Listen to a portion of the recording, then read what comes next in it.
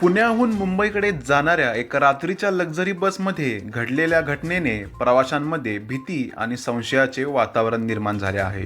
या बसमध्ये एकटी प्रवास करणारी महिला आणि तिच्या शेजारी बसलेला एक अनोळखी पुरुष या दोघांमधील प्रकार हळूहळू धक्कादायक वळणावरती गेला.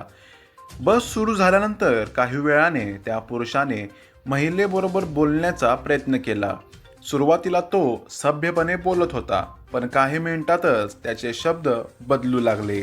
अनावश्यक कौतुक, सतत लक्ष देण्याचा आग्रह आणि अयोग्य फ्लर्टिंग यामुळे महिला अस्वस्थ झाली. तिने स्पष्टपणे दुर्लक्ष करत खिडकीकडे तोंड वळवले. मात्र तो थांबला नाही.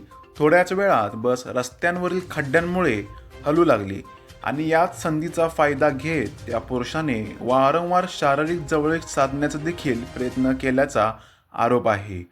प्रत्येक वेळी तो चुकून झालं असे म्हणत होता, पण त्याची नजर आणि देहबोली काहीतरी वेगळंच सांगत होती.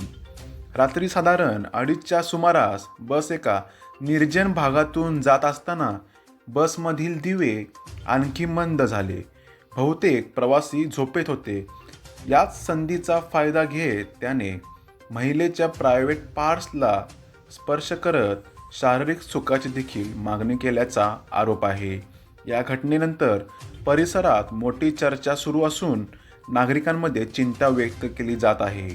पोलिसांचा तपास सध्या सुरू असून पुढील चौकशीत आणखी माहिती समोर येण्याची शक्यता आहे. समाजातील प्रत्येक घटकाने याबाबत जागरूक राहण्याची गरज व्यक्त केली जात आहे.